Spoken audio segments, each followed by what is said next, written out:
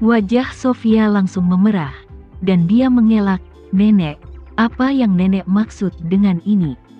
Ratu tua berkata dengan serius, "Ini adalah kesempatan bagus.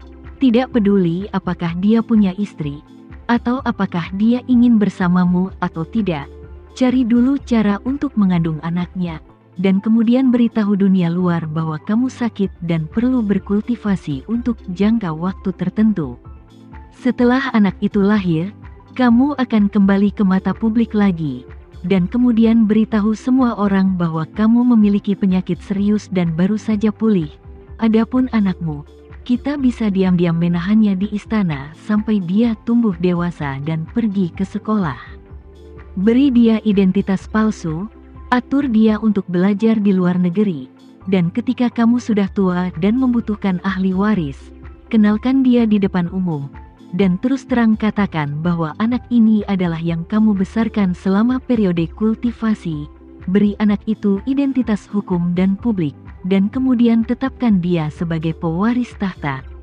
"Nenek," Sofia berkata dengan malu-malu, "apa yang nenek bicarakan?" Ratu tua melangkah maju, meraih tangan Sofia, dan berkata dengan serius, "Sofia, ini tentang kelanjutan keluarga kerajaan dan keluarga Johnson.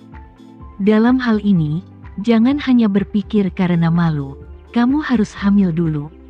Setelah berbicara, dia berkata dengan sangat serius, "Lihat, meskipun Tama sudah menikah, dia tidak punya anak.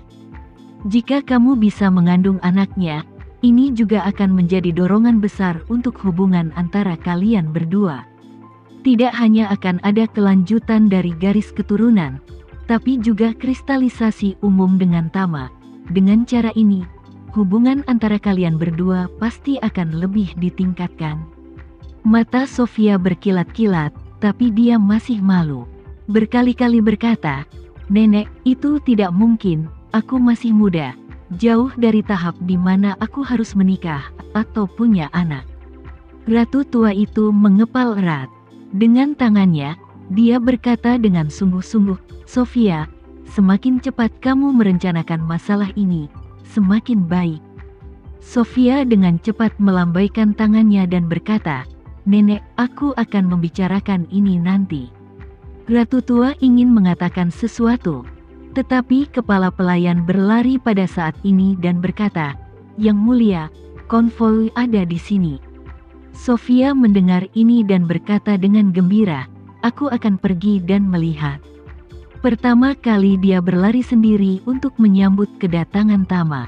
Meskipun musim panas, malam di kota Oslo masih sedikit sejuk. Tapi Sofia mengenakan gaun pengadilan barat sebahu, seindah tulip yang sempurna dan mulia. Melihat Tama keluar dari mobil, temperamen ratu yang secara bertahap dikembangkan Sofia baru-baru ini menghilang, digantikan oleh seorang gadis yang baru mulai mencintai, bersemangat dan gelisah ketika melihat kekasihnya. Dia membawa roknya dan berlari ke arah Tama. Pengurus rumah tangga kerajaan secara tidak sadar ingin mengikuti tetapi mendapati bahwa dia tidak dapat mengejarnya sama sekali. Kaki ratu tua tidak begitu bisa berjalan ceat. Dia berjalan keluar dengan santai, sambil melihat sosok Sofia berlari menjauh. Dia menggelengkan kepalanya tanpa daya dan menghela nafas pelan. Sofia berlari ke arah Tama, matanya yang dalam penuh dengan kegembiraan, dan berkata dengan penuh semangat, "Tuan Renza, lama tidak bertemu." Tama tersenyum dan berkata dengan sopan, "Lama tidak bertemu." Ratu tua juga berjalan ke depan saat ini, dan berkata kepada Tama dengan sangat hormat, "Halo, Tuan Renza." Tama menatap ratu tua, mengangguk ringan, dan bertanya sambil tersenyum, "Nyonya Johnson, Anda masih dalam kesehatan yang baik baru-baru ini?" Melihat bahwa Tama sangat peduli pada dirinya sendiri, ratu tua itu berkata tersanjung, "Berkat pil peremajaan yang Anda berikan kepada saya dalam kesehatan yang sangat baik sekarang." Tama tersenyum, "Itu bagus." Sofia di samping dengan cepat berkata, "Tuan Renza, helikopternya sudah siap." Bukankah Anda mengatakan di telepon bahwa Anda ingin terbang langsung ke Bergen? Haruskah kita pergi sekarang? Oke, Tama mengangguk tanpa ragu. Lalu berkata kepada Sofia, nantinya Yoshua dari Front Kataklismik akan membawa sekelompok tentara ke kota Oslo. Tolong bantu saya menyiapkan helikopter berat tambahan. Jika perlu, ketika saatnya tiba. Kirim mereka ke Bergen juga. Tidak masalah. Sofia setuju tanpa ragu-ragu, dan berkata, Tuan Renza, waktunya mendesak. Atau kita harus pergi dulu, dan biarkan pengurus rumah membantu mengurus masalah ini. Tama mengangguk. Dia menoleh, menatap ratu tua di sampingnya, dan berkata dengan serius, Nyonya Johnson, saya akan kembali menemuimu saat saya menyelesaikan pekerjaan saya. Ratu tua berkata dengan cepat, Oke, Tuan Renza, saya akan menunggu Anda. Segera, Tama membawa Johan, Devano, dan Sofia ke helikopter besar. Pilot dengan terampil mengoperasikan helikopter untuk lepas landas, dan kemudian terbang menuju Bergen. Di helikopter, Tama melihat pemandangan malam kota Oslo di luar jendela, dan bertanya kepada Sofia di sampingnya, ngomong-ngomong, Sofia, kamu mengatakan bahwa kamu memiliki acara amal di Bergen besok, jam berapa sekarang, dan apakah kamu membutuhkan saya untuk membantumu? Sofia berkata dengan malu, sejujurnya, Tuan Renza, sebenarnya, saya tidak punya kegiatan amal di Bergen, makanya saya bilang begitu. Saya hanya ingin menemani Anda mengunjungi Bergen. Bagaimanapun juga saya adalah ratu. Jika Anda memiliki sesuatu yang dapat saya bantu, saya juga dapat membantu Anda menanganinya tepat waktu. Tama sedikit terkejut. Sofia melihat ini, dan dengan cepat menjelaskan.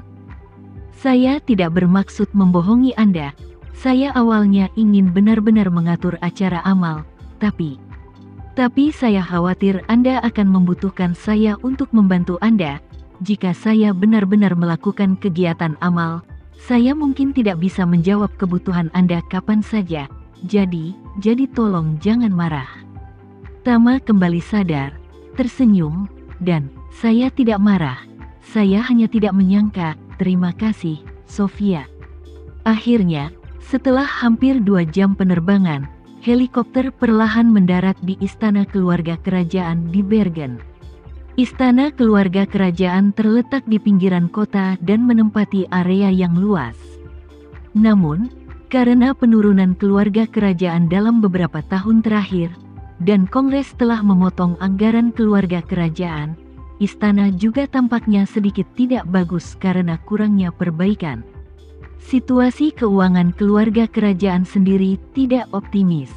Meskipun asetnya memiliki lebih dari 1 miliar euro, sebagian besar adalah diskon untuk real estate, dan real estate ini, keluarga kerajaan tidak bisa dijual seumur hidup.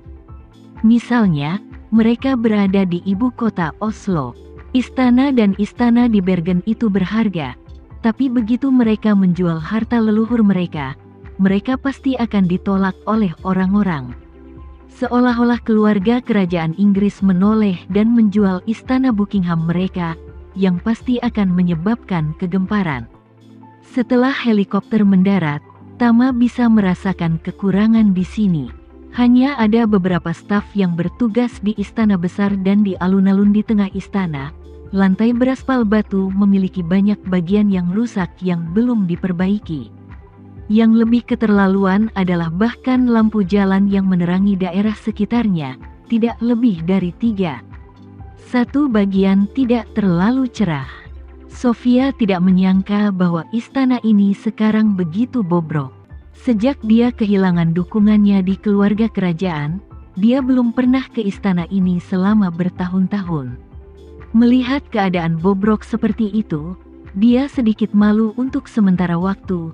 Jadi dia hanya bisa berkata pada Tama dengan sedikit malu, "Maaf, Tuan Renza, sudah lama saya tidak ke sini.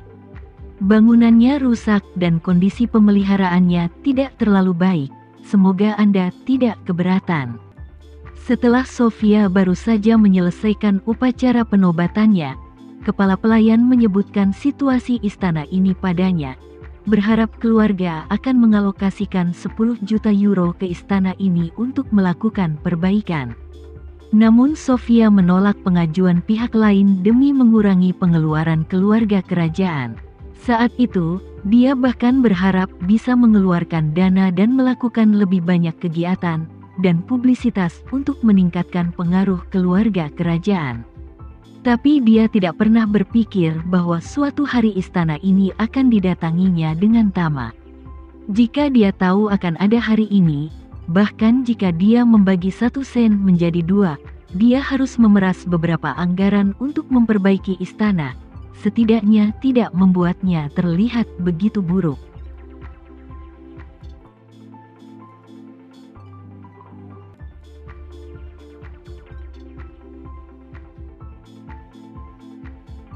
Sekian dulu ya video kali ini, kita lanjutkan lagi videonya di lain waktu. Oh iya, bagaimana menurut kalian? Semoga bisa sedikit menghibur kalian semua. Untuk teman-teman yang baru nonton, jangan lupa subscribe ya, hehehe. Dan kalau teman-teman ada yang ingin gabung langganan, bisa langsung gabung saja untuk dapat fitur yang menarik dan sedikit membantu Mimin. Terima kasih banyak sudah menonton, sampai jumpa lagi, bye bye bye.